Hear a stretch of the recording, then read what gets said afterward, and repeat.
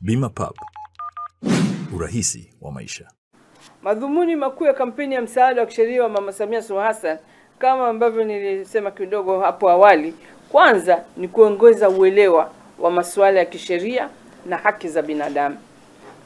Jamii waweze kutambua masuala mazima ya haki zao, kwa maana ya hususan haki za wanawake, watoto, wazee, watu wenye ulemavu na makundi yote kwa ujumla wake.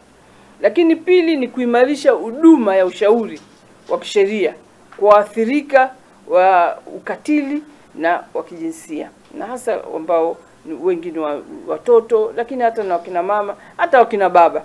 Kwa hivyo pili ni kuimarisha huduma ya ushauri. Tatu ni kuongeza uelewa wa wananchi kuhusu elimu ya sheria kwa umma, masuala ya haki na wajibu, pamoja na misingi mizima ya utawala bora.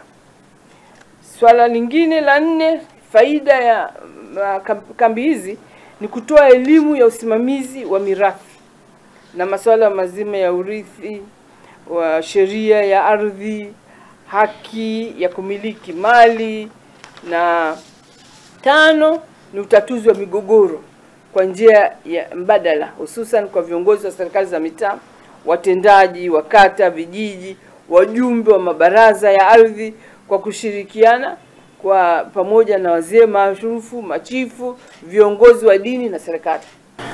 Mkoa wa Tanga sasa ni mkoa wa 24.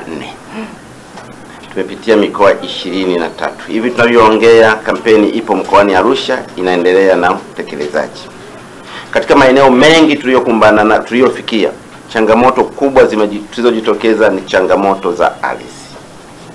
Ardhi zimekuwa ni kilio kwenye maeneo mengi. Lakini pia kuna masuala ya ndoa na yenyewe migogoro, na matunzo ya watoto. Masuala ya mirathi na yenyewe yamejitokeza kwa kiasi kikubwa kwa wananchi. Kwa hiyo kupitia hivyo tumekumbana na migogoro mingi. Kwa mfano katika mikoa 22 ambayo tumeishafikia, tumefikia wananchi zaidi ya milioni 2.2, zaidi ya wananchi milioni 2.2 tumefikia.